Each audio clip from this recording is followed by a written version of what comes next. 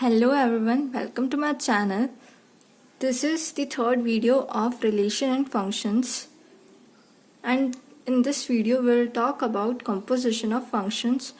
अब composition of functions क्या होता है? जब हम किन्हीं दो functions को compose करें और उससे एक नया function बनाए, उसको composition of function बोलेंगे. अब जैसे हमारे कोई दो functions हैं f of x और g of x, तो उन दोनों फंक्शन को हम कंपोज करके अगर कोई नया फंक्शन बनाते हैं तो उसको कंपोजिशन ऑफ फंक्शंस बोलते हैं. अब हम कंपोजिशन ऑफ फंक्शंस के ऊपर एक क्वेश्चन लेते हैं जिससे हमें और क्लियर हो जाएगा कि कंपोजिशन ऑफ फंक्शंस एक्चुअल में होता क्या है. अब हमें यहाँ f की रेंज दे रखी है, f का डोमेन भी दे रखा है, g की रेंज दे रखी है और g का डोमेन भी दे रखा है और कुछ वैल्यूज दे रखी हैं और हमको उसके साथ g of f of x निकालना है. अब g ऑफ f क्या होता है? तो g o f मतलब g of f of x.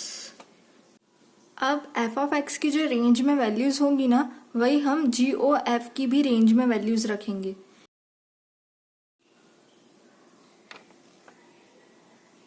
अब f के पास अपनी रेंज में जो वैल्यूज है वो ये वाली है, ठीक है. तो हम g ऑफ f को लिखेंगे g of f of fx, ठीक है. अब हम g o f ऑफ 2 निकालते हैं क्योंकि 2 बिलोंग करता है अपनी रेंज को f की, ठीक. तो o f of 2 is equal to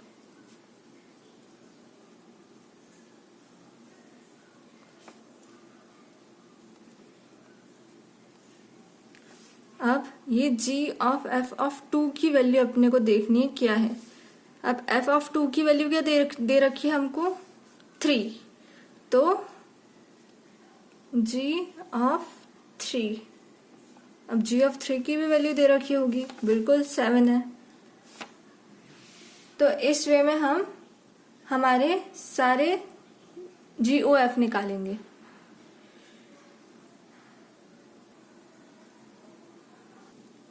अब ऐसे ही जो भी वैल्यू अपने f की रेंज में बिलोंग करती है, लाइक 2, 3 और 4 और 5, तो हम इनकी वैल्यूज निकालते जाएंगे. g o f ऑफ 3, तो g of f of 3.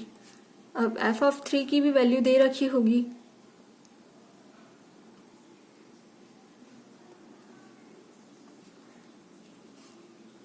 f of 3 की वैल्यू दे रखी है 4, तो g ऑफ 4. अब g ऑफ 4 की वैल्यू क्या है? 7 है.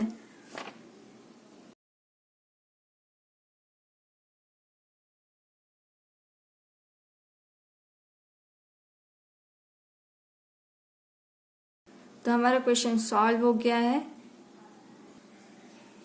ये हमारा पूरा सॉल्यूशन है. अब हमारे पास एक और क्वेश्चन है हमारी बुक का, जहाँ पे क्वेश्चन क्या बोलता है?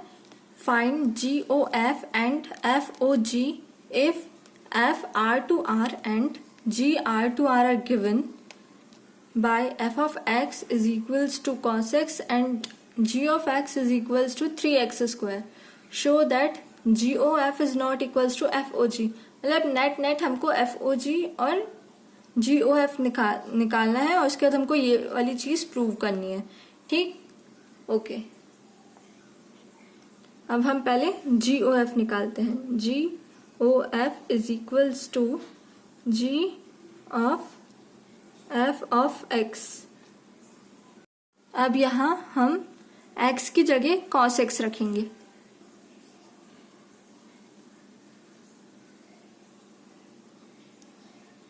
थ्री cos स्क्वायर x, ये हमारा जी ओ एफ आ गया.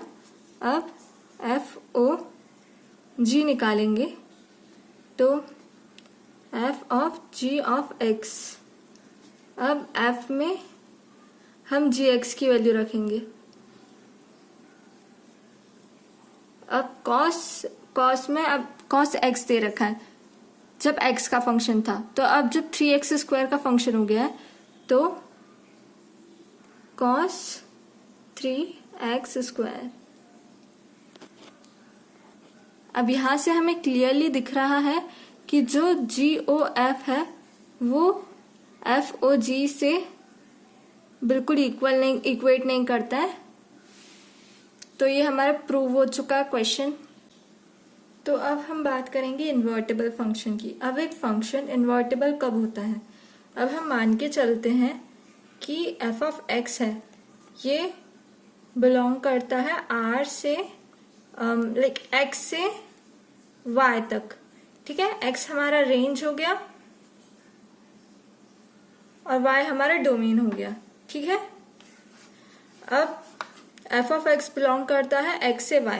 अब जो फंक्शन है वो इन्वर्टेबल तब होगा जब एक और फंक्शन एग्जिस्ट करेगा जिसका रेंज y है और डोमेन x है, ठीक है। वो y से x जाना चाहिए। अगर f(x) x से y जाता है तो g(x) y से x जाना चाहिए। ये स्मॉल x है, वो कैपिटल X है, दोनों को सेम नहीं समझना है। यहाँ से हम एक चीज तो कंक्लूड कर सकते हैं कि जो f इनवर्स है वो g होगा, यानी जो f इनवर्स है वो f(x) f का इनवर्स होता है, ठीक है। तो वो हमारा g के बराबर हो जाएगा। अब यहाँ पे एक बहुत ही इम्पोर्टेंट और बहुत ही मेजर पॉइंट आता है कि अगर हमारा f(x) जो फंक्शन है वो अगर इन्वर्टेबल है तो वो बिल्कुल ऑन टू भी होना चाहिए और 1 भी होना चाहिए। लाइक ये ऑन टू भी होना चाहिए और 1 भी होना चाहिए। अब और एक और चीज है कि लाइक जो ऑन टू और 1 है वो इन्वर्टेबल होगा ही सही। जो फंक्शन ऑन टू और 1 फंक्शन है वो इन्वर्टेबल बिल्कुल होगा।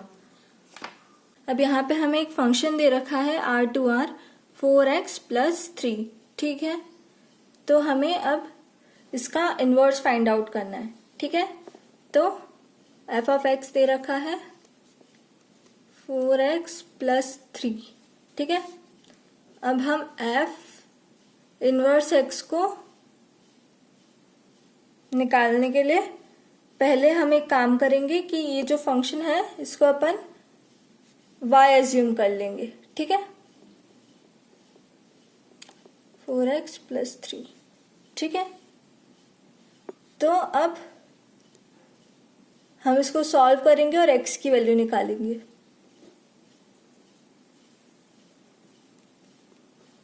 ठीक, अब ये जो x की वैल्यू आई है वही हमारा इनवर्स है, ठीक है। अब हम इसे ऐसे देख सकते हैं कि जो हमारी x की वैल्यू है वही हमारा इनवर्स है। अब बाइनरी ऑपरेशन क्या होता है? जो ऑपरेशन एक ही सेट के 2 एलिमेंट्स पे लगते हैं, बाइनरी है। बाय मतलब 2 एलिमेंट्स, ठीक है। जब हम एक सेट के 2 एलिमेंट्स पर ऑपरेशन लगाते हैं और उस ऑपरेशन से आने वाला रिजल्ट उसी सेट को बिलोंग करता है, तब हम उस ऑपरेशन को बाइनरी ऑपरेशन कहते हैं, ठीक है। बाइनरी ऑपरेशन को हम A*B से डिनोट करते हैं, ठीक है। जहाँ पे ये स्टार जो है ये उस ऑपरेशन को डिनोट करेगा, ठीक है। अब पहले हम कम्यूटेटिव प्रॉपर्टी की बात करेंगे। जब A*B = B*A होगा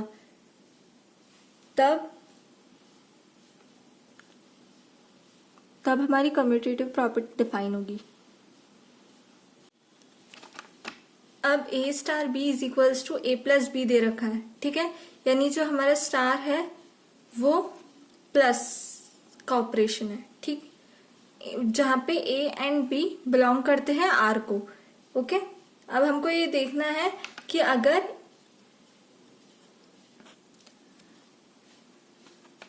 A + B R को बिलोंग करता है और B + A R को बिलोंग करता है तो हमारी जो कम्यूटेटिव प्रॉपर्टी है वो सेटिस्फाई होगी। तो हमारी कम्यूटेटिव प्रॉपर्टी कब सेटिस्फाई होगी? जब a plus b is equals to b plus a. अब ये तो बहुत बेसिक है, बिल्कुल होता ही है, ये तो बचपन से पढ़ते आ रहे हैं अपन। अब a star b is equals to a minus b दे रखा है। अब a minus b minus a के इक्वल होता है क्या? नहीं, बिल्कुल नहीं होता है। a minus b is not equals to b minus a. अब 1 माइनस 2 इज इक्वल्स टू -1 होता है, पर अपन का 2 माइनस 1 1 होता है। ठीक है, तो ऑब्वियसली ये नहीं होगा। अब यहाँ हमारा जो स्टार है वो मल्टीप्लिकेशन में चेंज हो गया। अब a b is equals to b a होता है, हाँ होता है। अब हम 1 को 2 से मल्टीप्लाई करेंगे और 2 को 1 से मल्टीप्लाई करेंगे, बात तो एक ही है। अब यहाँ जो हमारा स्टार है वो डिवीजन के साइन में चेंज हो गया है। अब हम देखें तो a बाय बी वो इक्वल होता है क्या b बाय ए के? बिल्कुल नहीं। ऐसा हमने कब देख लिया? मतलब जनरल केसेस में तो ऐसा नहीं होता है। लाइक 3/4 और 4/3 दोनों डिफरेंट। अब हम बात करेंगे एसोसिएटिव प्रॉपर्टी की। अब यहाँ स्टार जो है वो हमारे ऑपरेशंस को डिनोट करेगा वापस से। ठीक है, अब हम इसमें एग्जाम्पल लेके देखते हैं कि कौन से जो हमारे ऑपरेशंस हैं वो एसोसिएटिव प्रॉपर्टी को फॉलो करते हैं। ठीक है, अब यहाँ पे हमारे जो ABC है वो दोनों हम R को बिलोंग करवाते हैं। ठीक है, हमारा जो सेट R है। और अब हम पहले एडिशन के साथ करते हैं। ठीक है, तो A plus B plus C is equals to A plus B plus C। ठीक है, अब हम ब्रैकेट ओपन करेंगे। A plus B plus C is equals to A plus B plus C। ये तो प्रूव हो गया, यानी एसोसिएटिव प्रॉपर्टी एडिशन पे तो लगती है। अब सब्ट्रैक्शन पे देखेंगे कि ये प्रॉपर्टी लगती है कि नहीं। A minus B minus C A minus whole bracket B minus C। ठीक है, तो अब हम वापस से ब्रैकेट खोलेंगे। A minus B minus C is equals to A minus B plus C। ठीक है, तो अब यहाँ से देखेंगे तो A और माइनस B ये दोनों साइड से कट रहे हैं, तो माइनस C कभी C के बराबर हो सकता है क्या? लाइक 0 को छोड़ के? तो ऐसा नहीं है, विच मीन्स कि जो एसोसिएटिव प्रॉपर्टी है वो सब्ट्रैक्शन नहीं है।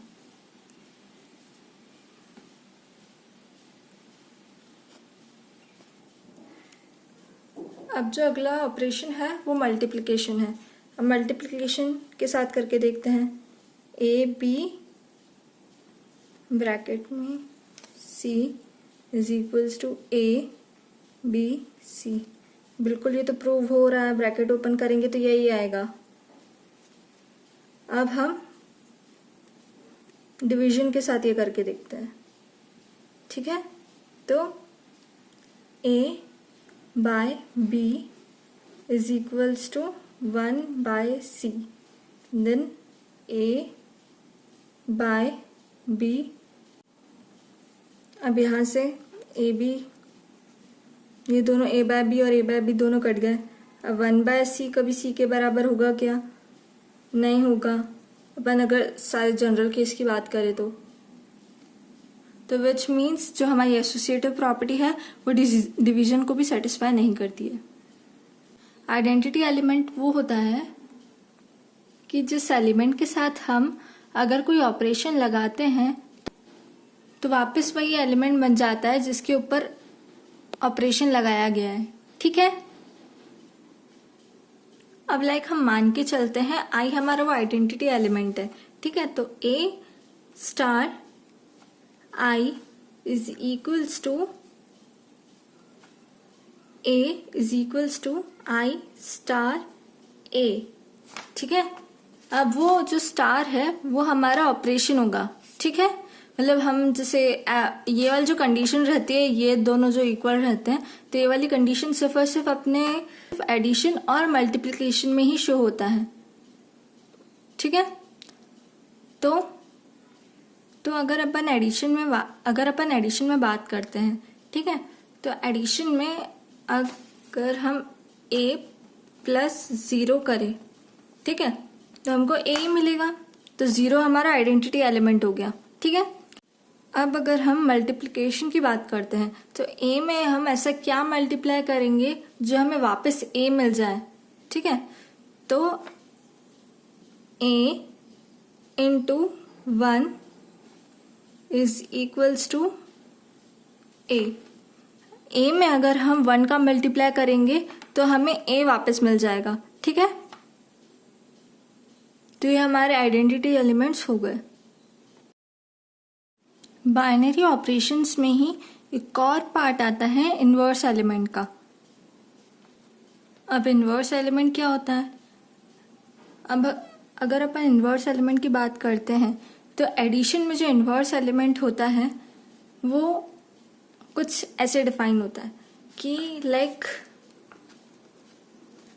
हमारा कोई एलिमेंट है, मान के चलते हैं हमारा कोई एलिमेंट x है, ठीक है। हम x में कोई सा भी ऐसा एलिमेंट,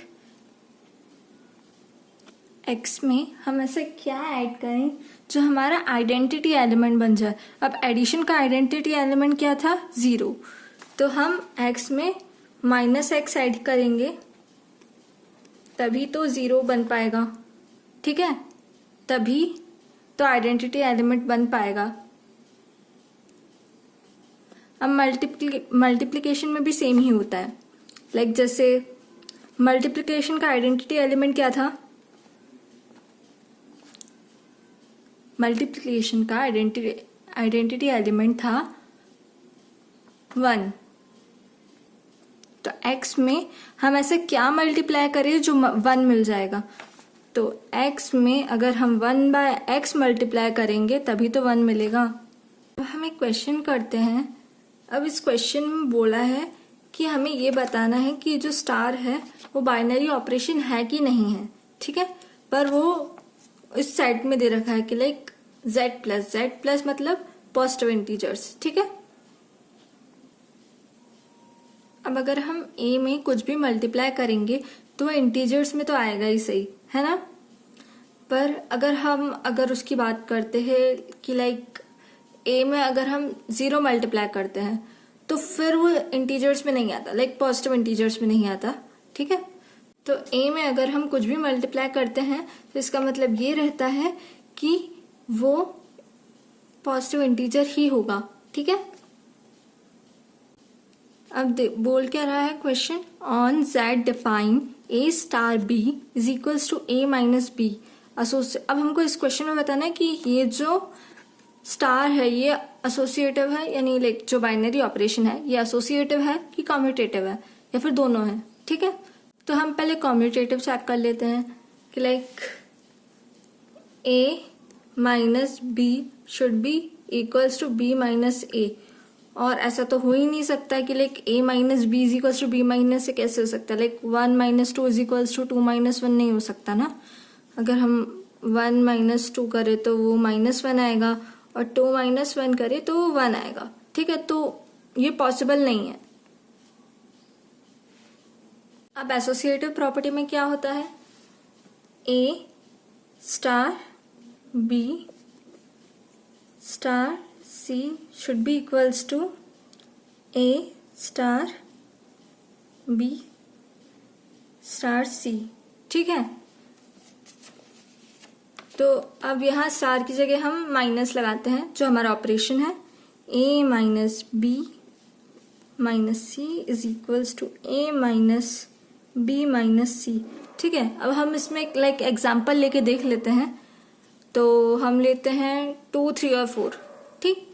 तो 2, 3 और 4 लेंगे तो 2 - 3 - 4 इज इक्वल्स टू 2 - -4, ठीक। तो 2 - 3 -1 -4 is equals to 2, equals to तो है कि नहीं वो बाद में पता चलेगा। 2 - 3 - 4 -1, ये -5 आ गया और ये तो 3 आ गया। ये तो बिल्कुल इक्वल ही नहीं है, तो मतलब ये एसोसिएटिव भी नहीं है और कॉम्यूटेटिव भी नहीं है।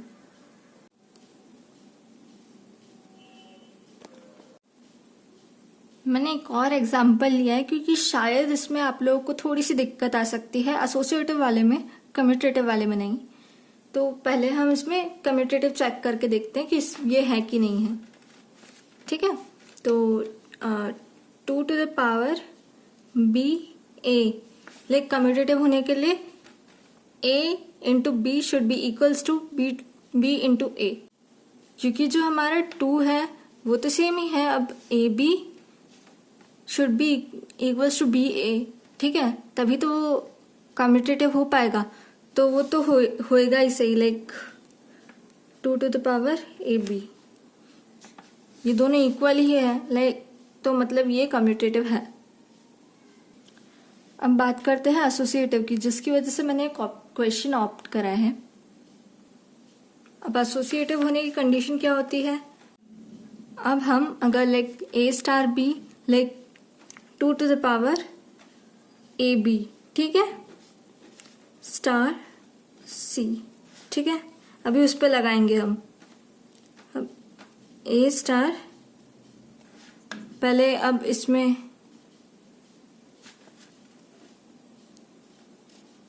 बी सी आ जाएगा, 2 to the power b into c. अब इसको हम वापस 2 की पावर में लगाएंगे, 2 की power 2 to the power a b और ये इंटू में सी, ठीक है। और वापस से 2 की power a into 2 to the power b into c. तो ये दोनों क्या इक्वल है? ये तो इक्वल नहीं है, ये तो हमको देखते से ही पता चल रहा है। तो इसका मतलब है कि ये जो ऑपरेशन है वो एसोसिएटिव तो नहीं है, ठीक है। एंड इसी के साथ हमारा जो चैप्टर है वो ख़त्म होता है। I hope you like the video, so don't forget to subscribe the channel and share the video. Okay, bye.